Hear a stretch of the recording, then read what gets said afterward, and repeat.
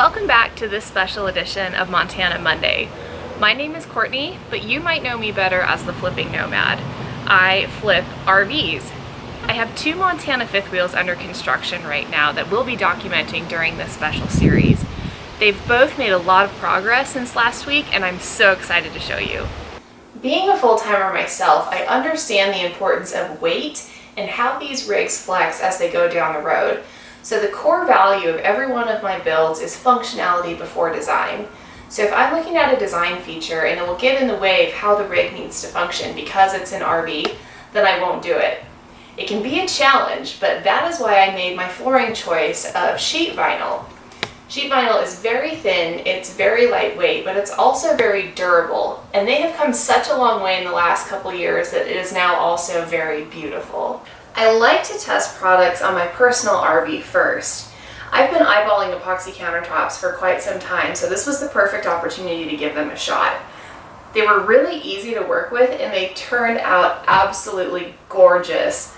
But the best part is they're fairly lightweight because the only weight to them is the 3/4 inch MDF base that they're built on. So that's a total bonus.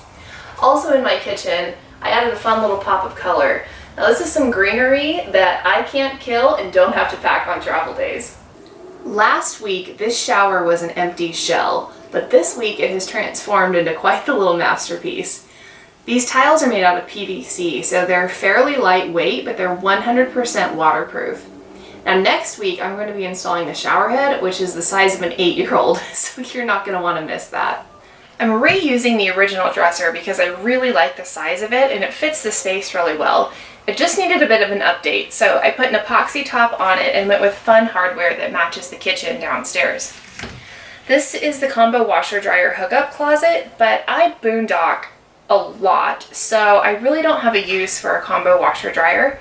So I'm turning this into my dog's bedroom and she's getting her own personal chandelier. I am unapologetically that dog mom. The Mountaineer Edition bunkhouse has made quite a bit of progress since last time you saw it, but it might not quite look like that. It's still in its paint prep phase, which is hands down the longest and most tedious phase of the entire renovation process. The interiors of RVs kind of have some funky surfaces that aren't really meant to be painted, so prep is vital. Because of that, we handle every square inch of the entire interior at least 3 times. So on a rig this size, the paint prep phase takes quite a while. We are getting so close to being able to build the wall in the bunk room to split this big room into 2 bedrooms. We're going with the pack system from IKEA on the back wall so each kid can have their own closet. What I love about this system so much is that it's completely modular, so the new family can change the configuration of the closets any way they want. It's perfect for tiny living.